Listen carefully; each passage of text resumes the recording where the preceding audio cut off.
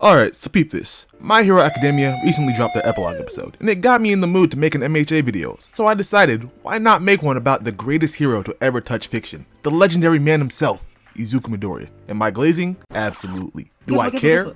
I don't give a fuck.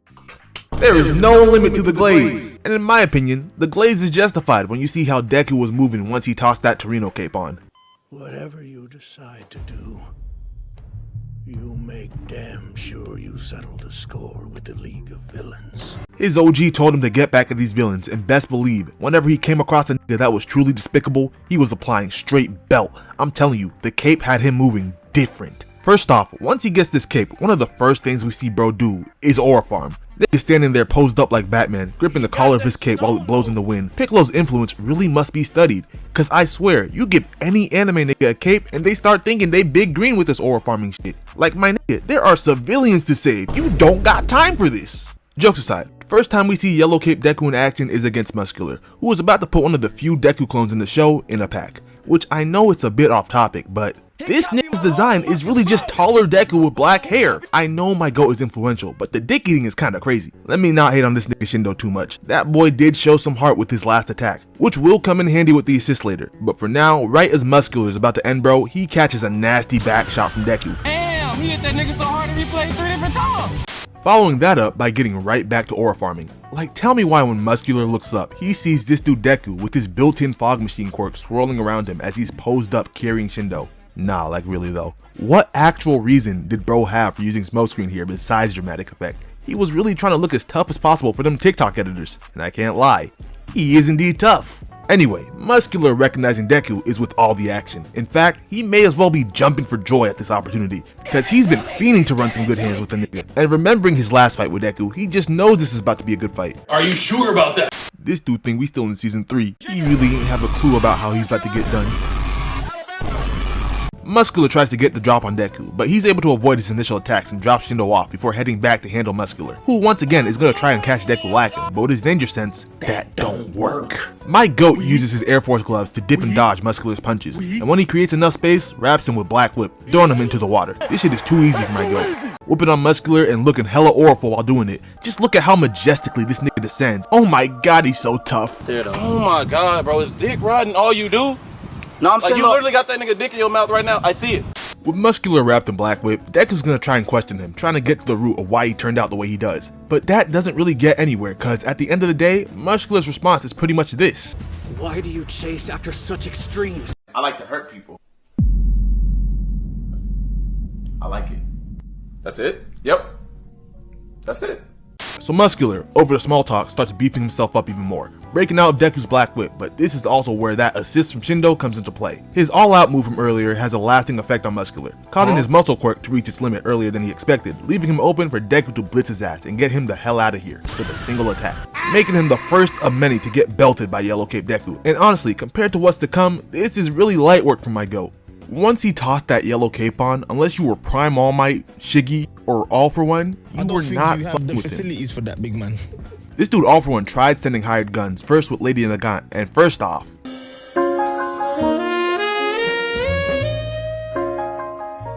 I know y'all see Miss Susie sexy, educated ass. I swear, when it comes to Horikoshi and these female pro hero designs, this motherfucker don't miss. No, he's fucking good. That motherfucker don't miss, man. He's good. In the heat of battle, he don't miss. No. In the heat of controversy, he don't miss. No. freak behavior aside, Lady Nagant lucky she was a former hero who my goat still had hope for, so she was able to avoid belt from Deku. That nigga All For One does boomer shit though, but in terms of my goat, he knew she wasn't like these other despicable niggas such as Chisaki. Quick side tangent, fuck this nigga Chisaki. All my niggas hate Chisaki. Bum ass, lame ass, dead ass. Don't let me catch you in these streets. I'll do this bum like how my goat does the next hired gun All For One hires. Unlike Nagant, who was a former hero, this nigga was just some random villain, so Deku ain't show no mercy. Had that nigga laid out over his black whip while he aura farms with his mask on. And once again, my goat looks tough. Glazing aside, the next person to catch work from Yellow Cape Deku that we're going to talk about is All For One, specifically when he's in control of Shiggy's body. And I swear, the way Deku was moving in this fight really solidifies to me that when he was not holding back like he was when fighting the actual Shiggy, there really ain't nobody that's fucking with him. First off, once again, Yellow Cape Deku has got to ore farm a bit. My nigga gonna hit his dramatic entrance, showing up at the last second on some Goku shit. Gonna ask if everyone's good just to see them heroes are going through it. His boy got a hole in his chest, got him looking like Ace. Had this nigga Deku fully ready to crash, would have seen a generational crash out had Mirio not been there to calm bro down. But best believe, even though he chilled out a bit, my goat was still plotting to do All For One the worst way. Like, the way he taps his chest to lock in before powering up, I just knew he was about to put up an all-time performance. All For One comes in trying to overwhelm my goat, but Deku is unfazed, intercepts All For One's attack and tells that nigga to his face to brace himself for the belt he's about to get, kicking it off by pulling out his new combo move, combining Black Whip and Fajin to make Black Chain, swinging All For One away, creating space and setting him up to catch the meanest set of gut shots. Deku activates Gear Shift and blitzes All For One, hitting bro with punches so quick and fierce that he breaks the sound barrier. At this nigga All For One looking around all discombobulated. Bro is genuinely trying to figure out what just happened, and just as he's finally starting to realize what's going on, Deku turns up once again, blitzing bro with his punch already preloaded. Like, this nigga really had his body fully contorted for this punch. Just like with his predecessor, there is some real hate in his heart for this man All For One, cause he was not doing none of this when it was time to scrap with Shiggy, which honestly goes back to that point I made earlier. When this nigga was not holding back, he was easily number one. My man out here obliterating All For One with 120% smashes, and niggas want to talk about Prime All Might. As crazy as that dude was, he was not doing the shit Deku was with 45% and other quirks. Like, Gear Shift alone had Deku moving deviously against All For One. Straight after landing that 120% smash, he followed that up by hitting his ass with a quintuple Detroit smash. He hit that nigga with 5 smashes at once, then proceeds to show that he's not only stronger, but he'll outsmart All For One too. Cause All For One thought he had the reads down. Seeing Deku come zooming at him, this nigga had his big ass fist locked and loaded just to get hit with the psych. Deku activates Gear Shift, this time slowing himself down, baiting All For One into missing his attack, fakes him out by making it look like he's about to activate Gear Shift again, just to bust out the smoke screen as a diversion, to catch this nigga lacking with Black Whip, using that to pull him upward so that he can let off another full powered smash. All For One tries to counter with a punch of his own, but that don't work. Deku strides straight to his arm, punching bro so hard that he beats the All For One personality out of this nigga. He dead made All For One's controller disconnect, giving Shiggy back control of his body. And from here on, it's more of Deku holding back because he was trying to save the crying child and Shiggy and whatnot. So we're done with this fight here. But best believe, there are still multiple moments of Yellow Cape Deku giving niggas fits. Especially when we get into the 4th movie, where they had this nigga moving completely out of body. Pure hype moments in ore farming. Deadass, his first appearance this film, he's ore farming with his cape while being deployed like a fighter jet, just to handle random jailbreakers. And peep their reactions when they see who's coming after him. These niggas knew they were cooked, like genuinely. When there's a hero who they are calling the Jailbreaker Hunter, these are their own words mind you. The Jailbreaker Hunter! With this knowledge, what made y'all think this was the move with this nigga patrolling these streets? This is natural selection at its finest. Deku comes flying in, grabbing onto the truck nigga with Black Whip and stopping him. The other 2 jailbreakers try to get active, one of them throwing a pair of boomerangs while the other dude, thinking he's Choji, uses a fake ass human boulder. My goat dodges both of these bums attacks, but the one who threw the boomerangs thought he was slick when he saw the 2 curving back around to catch Deku from behind, just for Deku to get that ping from Danger Sense, kicking both boomerangs away and flawlessly following that up, hitting a little flip into a backhand to fake Choji's dome piece.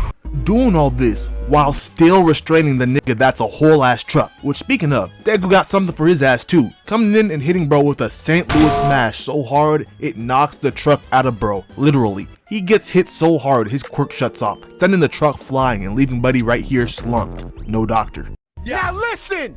That's called motherfucking bars, nigga! You know nothing about that! While Deku's got dude right here restrained, fake Choji's gonna try and antagonize my guy as he attempts to escape, acting like my goat won't run up and hit this nigga with all 50 states. Luckily for him, Class 1A gets to him before Deku does, and I mean, this nigga was real lucky, cause real quick, peep where these niggas are standing. Yeah, that's a street they're on. Shit could have gotten real spooky for bro real quick. Street Hunter Deku jokes aside, there's one more person to catch work from Yellow Cape Deku that's gonna get talked about from this movie. And this person really got it the worst out of everyone. I'm talking about Dark Might, who I swear is top 3 on Deku's most hated people list. And I'm betting he's not 3 or 2, especially with the way this nigga Deku was going after him for cosplaying and tarnishing his goat. He was calling this dude out his name from the moment he met him. I mean, just look at his face. This dude is disgusted by what he's seeing, sick to his core. Called that nigga a fraud to his face. You're a fraud!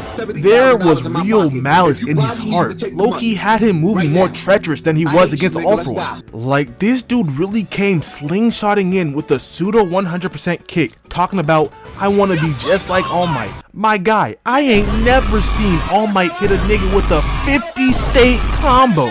Yes, he had the United States of Smash, but that's one big punch. This nigga Deku hit this fraud with all 50 of them bitches individually. Hit this nigga so hard, he started having one of them Naruto storm cutscenes you get when you land your ult. And even still, this is not the wildest thing Deku does, cause one fraud Might gets back up, this time as a quirk boosted monster. How does my goat respond? This nigga powers up while his squad holds it down for a bit, and once he's charged up, he zooms in, firing off 2 kicks. Might as well be firing off 2 cannons with the way this wind pressure is moving. He is genuinely melting this nigga with just the forces of his kicks alone. And then he follows that up by coming in with a drop kick that hits Dark Might so hard that he pops. He straight splatters this nigga for All Might slander.